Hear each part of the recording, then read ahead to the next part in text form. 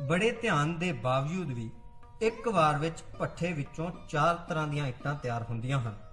पहली जो बिल्कुल उपर हुंदी है उस नूं पिल्ली इट कहंदे हन।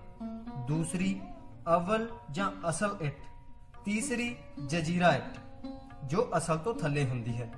इस तो थल्ले बचदा है खंगर, जिथे कोला डिगदा रहिंदा है ਉਹ ਇੱਟ ਸੜ ਜਾਂਦੀ ਹੈ। ਇਹ ਇੱਟਾਂ रंग रूप ਅਤੇ कीमत ਵਿੱਚ ਵੱਖ-ਵੱਖ ਹੁੰਦੀਆਂ ਹਨ। ਇਹਨਾਂ ਦੀ ਪਛਾਣ ਇਸ ਤਰ੍ਹਾਂ ਹੁੰਦੀ ਹੈ। ਕੱਚੀ ਇੱਟ ਮਿੱਟੀ ਦੇ ਰੰਗ ਦੀ ਹੁੰਦੀ ਹੈ। ਟਣਕਾਉਣ ਤੇ ਇਸ ਦੀ ਆਵਾਜ਼ ਮੱਧਮ ਹੁੰਦੀ ਹੈ। ਪੀਲੀ ਇੱਟ ਪੀਲੇ ਸੰਤਰੀ ਰੰਗ ਦੀ ਹੁੰਦੀ ਹੈ। ਇਸ ਦੀ ਆਵਾਜ਼ ਥੋੜੀ ਤਿੱਖੀ ਹੁੰਦੀ ਹੈ। ਅਸਲ ਅਤੇ ਜਜ਼ੀਰਾ ਦਾ ਆਪਸ ਵਿੱਚ ਕੋਈ ਬਹੁਤਾ ਫਰਕ ਨਹੀਂ ਹੈ। ਇਹ ਲਾਲ ਰੰਗ ਦੀਆਂ ਹੁੰਦੀਆਂ ਹਨ ਅਤੇ ਟਣਕਾਉਣ ਤੇ ਇਹਨਾਂ ਦੀ ਆਵਾਜ਼ ਬਹੁਤ ਤਿੱਖੀ ਹੁੰਦੀ ਹੈ।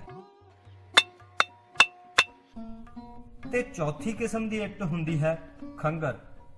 ਇਸ ਨੂੰ ਆਮ ਤੌਰ ਤੇ ਨੀਹਾਂ ਭਰਨ ਲਈ ਵੀ ਵਰਤਿਆ ਜਾਂਦਾ ਹੈ।